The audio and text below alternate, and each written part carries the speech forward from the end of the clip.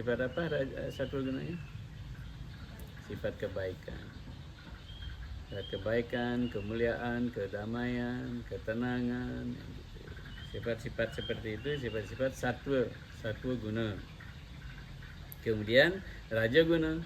Raja guna itu sifat-sifat yang aktif, penuh kenafsuan, aktif, selalu banyak keinginan, susah kontrol emosi, yang gitu itu raja guna. Dikit-dikit marah, raja guna. Tidak itu tamasa guna. Tama itu artinya gelap. Tama guna itu artinya sifat-sifat yang kegelapan, malas, lamban, penidur, yang seperti itu. Sifat-sifat tamasa guna. Ini digolongkan ketiga sifat ini tidak berarti satwa gunanya baik. Raja guna dan tama gunanya jelek, atau paling tama gunanya ya yang malas, lamban, yang gitu itu jelek. Tidak seperti itu. Karena tiga ini ada di dalam diri kita. Ketiga ini diperlukan. Coba perlu enggak tidur? Perlu kan tidur? Jadi memerlukan tama guna. Gusti Haji? Dewa Haji ya? Dewa Haji dipanggil Gusti Haji. Dewa Haji, perlu enggak punya tenaga giat untuk bekerja berhektar-hektar punya kebun? Ya, kan perlu aktif. Jadi raja gunanya diperlukan. Satwa guna juga perlu. Depan kita perlu merasa tenang, damai. Ketiganya itu perlu.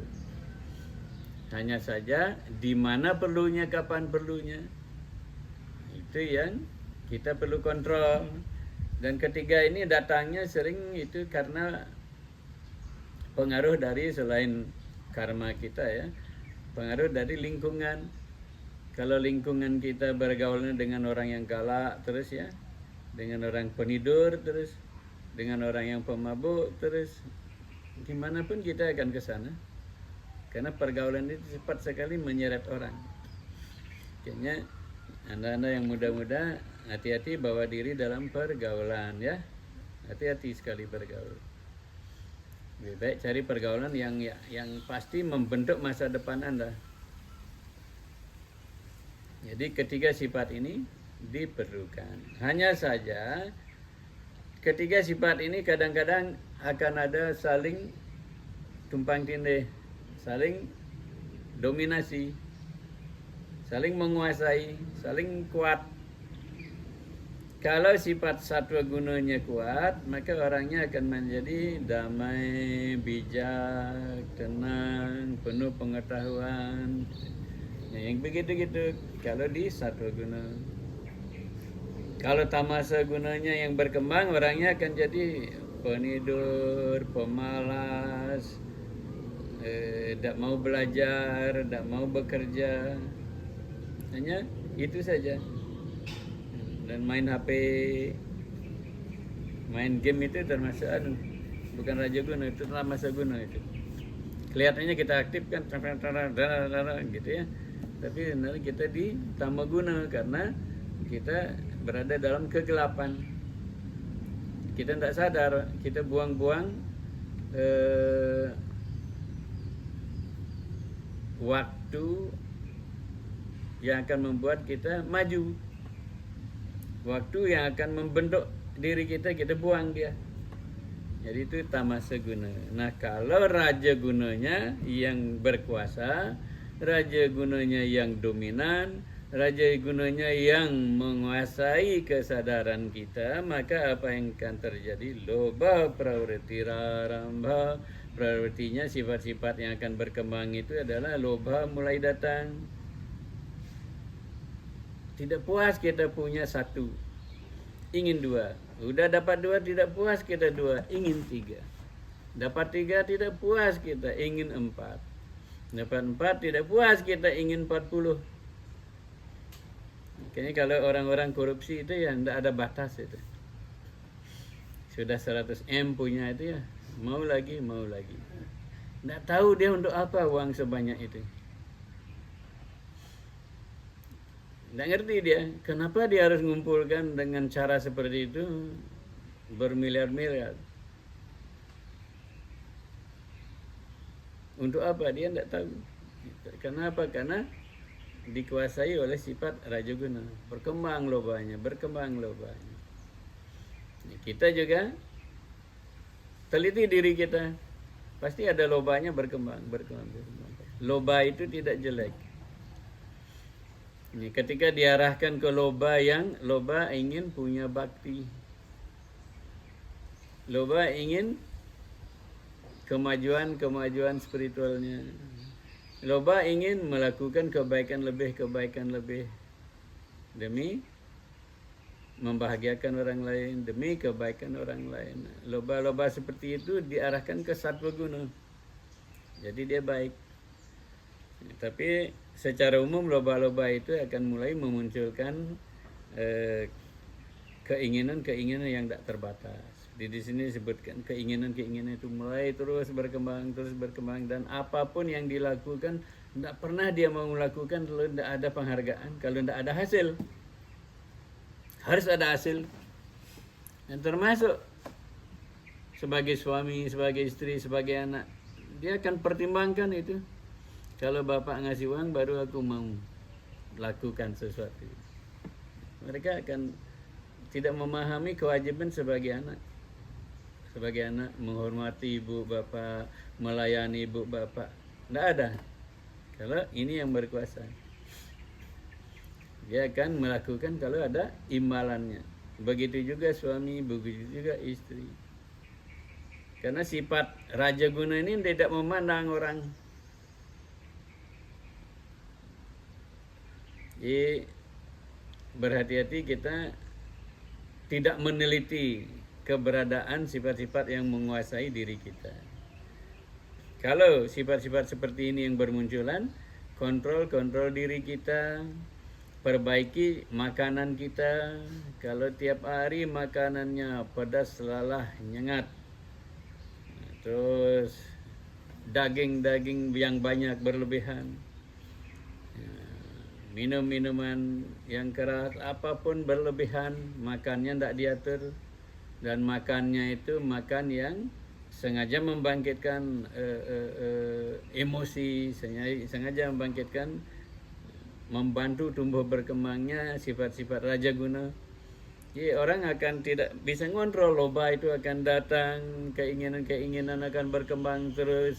Dan apapun yang kita lakukan kalau tidak orang menghargai, ya kita akan depak orang itu. Kita tidak mau lihat bayangan orang itu. Dan kita tidak akan pernah memiliki ketenangan, kedamaian dalam diri kita. Tidak akan pernah kita damai, tenang. Kayak api ya. Tidak akan pernah dia puas kalau tidak dikasih minyak. Bensin, minyak, terus tuangin. Terus kita ingin keinginan kita terpenuhi. Kita ingin setiap orang menghargai kita, menghormati kita. Kita ingin milik atau apa yang kita dapatkan lebih lagi. Tidak akan mampu kita kontrol. Nah, jadi kalau kita memahami keberadaan kita seperti itu, kontrol makanannya.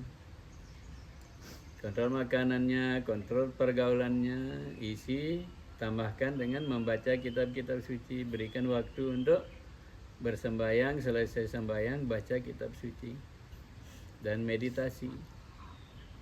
Maka gebuan-gebuan ini akan menipis. Jadi tidak berarti kita ikuti dia terus. Kita harus kontrol. Kalau gitu juga kalau kita pemalas, lamban, dikit-dikit kita lakukan jalannya kayak bebek gini. Ya. Lamban sekali. Jadi kalau kita tidak kontrol sifat-sifat ini, kita bisa dia bawa turun atau dilarang kita maju. Dihalangi kita maju. Masa depan kita itu ditutup. Oleh karena itu, pintar-pintarlah, jeli-jelilah, pandai-pandailah, rajin-rajinlah meneliti sifat-sifat yang mana yang sedang menguasai diri kita.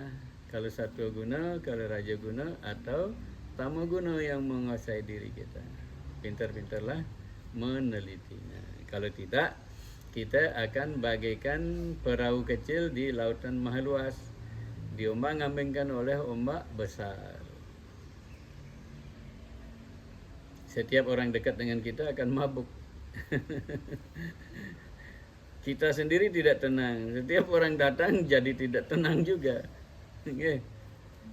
Jadi ini yang bisa kita dapatkan perenungan dari pagi ini dari Bhagavad Gita bab 14 sloka 12. Lobha pravrittir arambha, lobha pravrittir arambha, karmanam asamaspriha, karmanam asamaspriha, spriha rajasyetani jayante, rajasyetani arambhe, vivridhe bharatarshabha, vivridhe bharatarshabha. Etani, semua sifat-sifat tadi itu, semua kecenderungan-kecenderungan tadi itu seperti loba dan seterusnya yang tadi itu raja syetani jayante,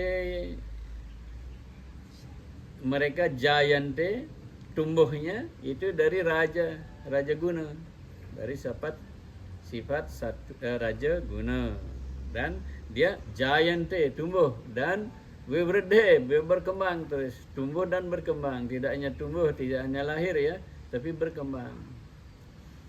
Nah, kita kontrol dia. Kalau dia muncul, tidak bisa kita kontrol kan? Bisa kita perlambat munculnya atau tidak muncul. Tapi kalau sudah muncul, dia muncul itu dia tidak bisa tahan, tidak bisa delete. Hanya yang kita bisa tahan adalah vivridhe, berkembangnya. Jangan izinkan sifat-sifat loba berkembang berlebihan. Jangan izinkan sifat-sifat iri hati berkembang berlebihan. Jangan kita bangga memiliki sifat-sifat yang galak, jahat dan menyakiti orang. Dan jangan kita berbangga mempunyai loba berlebihan, ya. Rahayu.